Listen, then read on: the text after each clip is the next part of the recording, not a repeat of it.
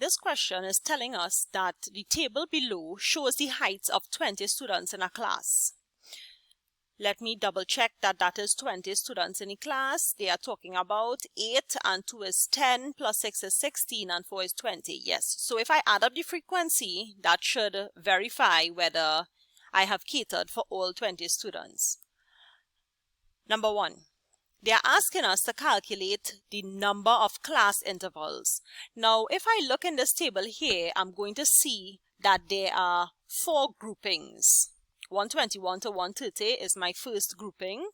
My second grouping, 131 to 140, etc. Now, class intervals is what is referred to as these groupings. So I really have 4 class intervals. So for my first question, my answer here, there are 4 class intervals.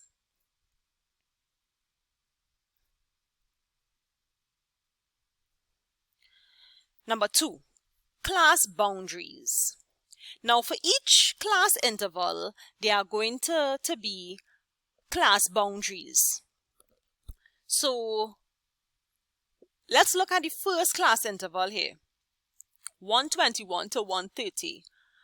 You should have remembered from my last example that I gave to you last class that to find my class boundaries, I simply deduct 0.5 from this first value here, and then I add 0.5 to my last value here. So there's already a column here for class boundaries, so I'm just going to write it.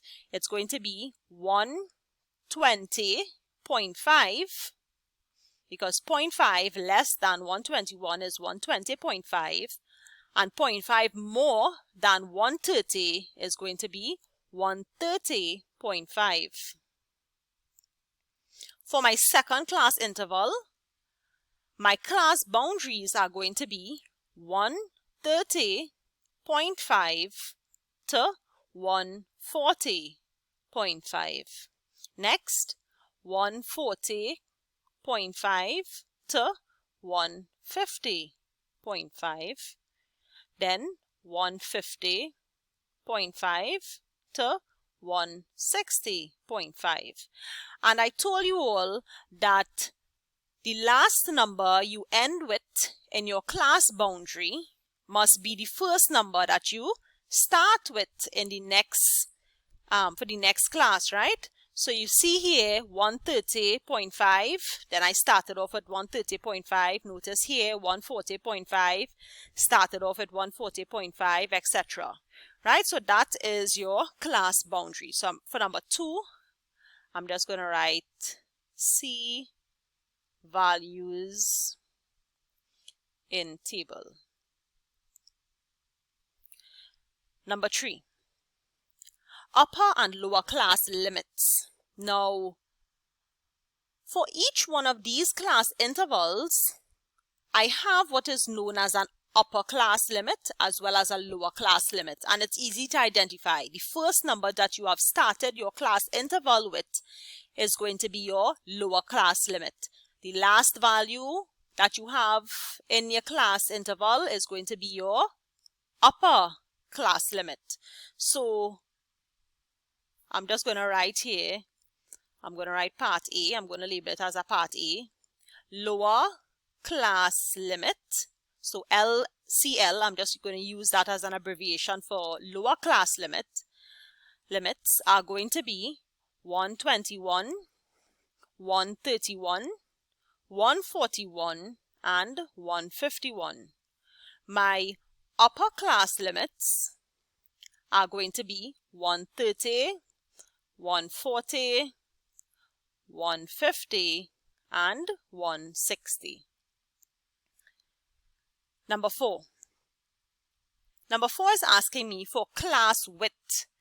Now, your class width is going to be determined by subtracting your lower class boundary from your upper class boundary.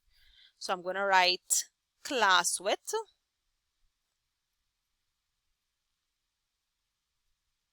is going to be your upper class boundary subtract your lower class boundary. And that is going to give me, if I look on the side of the table, I have my class boundaries here. So the class width is supposed to be the same for each one of these classes. So let's just take the first one, for example. My upper class boundary is going to be 130.5. And I'm going to subtract my lower class boundary, which is 120.5. And that is supposed to give me 10, right? 120.5 plus 10 is going to give me 130.5. Yes, so when I subtract it, I'm supposed to get 10. So my class width is 10.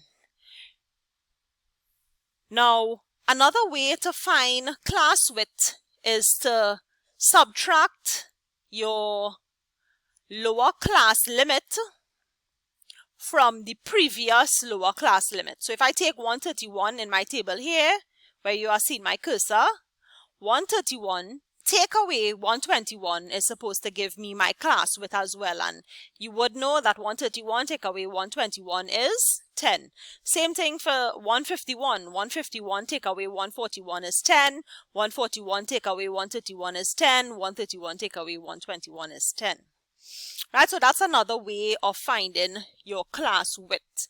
But most of the times in your textbooks, you are going to see the way to calculate class width is going to be your upper class boundary, take away your lower class boundary. So that's it there for class width. Number 5 is asking for class midpoint. Class midpoint is found by adding your upper class boundary and your lower class boundary and then dividing it by 2. So I'm going to write that here. Class midpoint. I'm going to write MP. Maybe I should write out the whole thing. So class midpoint is going to be half of your upper class boundary plus your lower claf boundary for any one of your class intervals. So let's take the first one. My upper class boundary for the first one is going to be 130.5. So that is going to be, put back my half of 130.5 plus your lower class boundary, which is 120.5. So that is going to be 251, half of 251, and that is going to be 125.5, I believe, 125.5.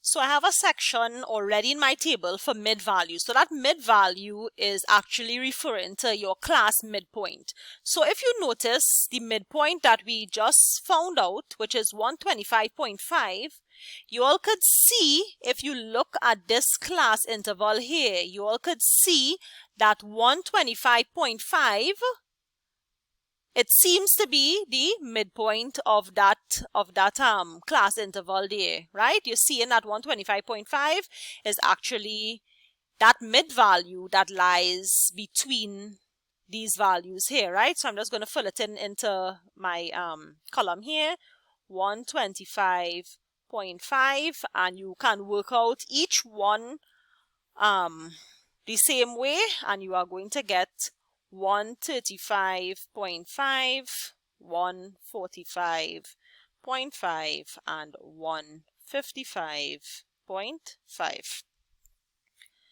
Next, cumulative frequency.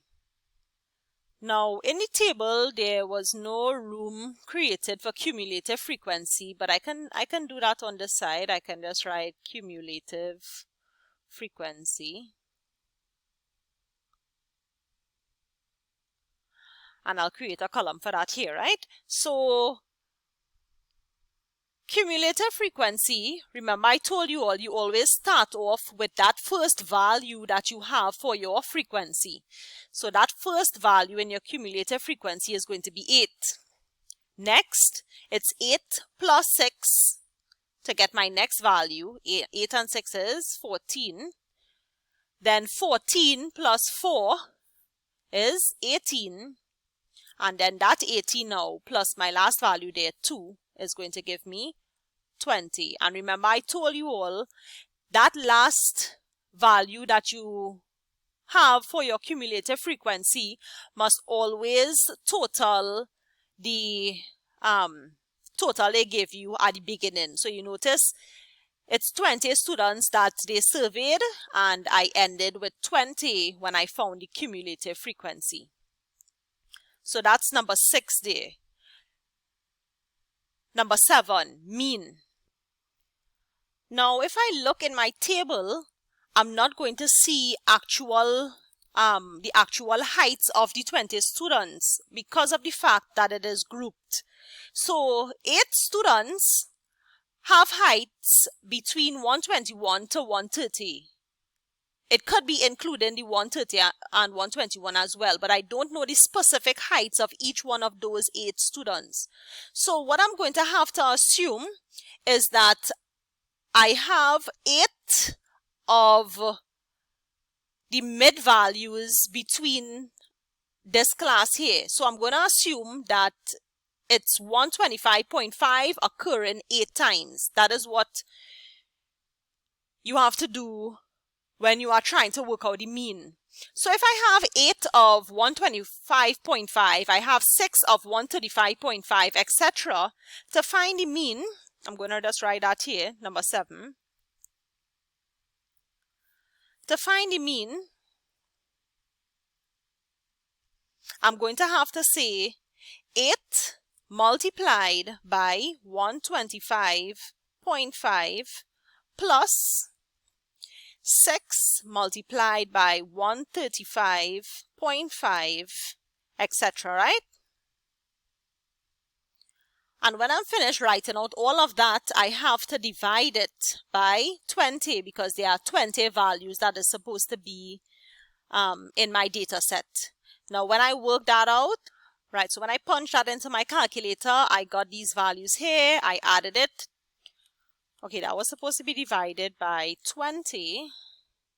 So let me just make that correction. So that is supposed to be 135.5. So number 8 is going to be your lower quartiles, and I'm going to call that Q1. Q1 is going to be n plus 1 over 4. And here I have 20 students, so n is going to be 20. I add 1 to that and I divide it by 4. I'm going to get 21 divided by 4 is 5 1/4. So it's actually going to be my 6th term I'm going to look at. So my 6th term is going to be, it's going to fall into this class here. And remember, I assumed that all my 8 terms were 125.5. So my 6th term is going to be 125.5. And they asked for upper quartile.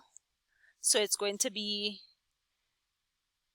remember Q3 denotes upper quartile. To find upper quartile, I multiply 3 by n plus 1 over 4. N is 20. So that is going to be 15.75, and that's the term. So I have to look now to see what is going to be. Remember, we round up. So that is actually going to be your 16th term. And your 16th term is going to be 8 and 6 is 14, 15, 16. So that's actually going to be 145.5.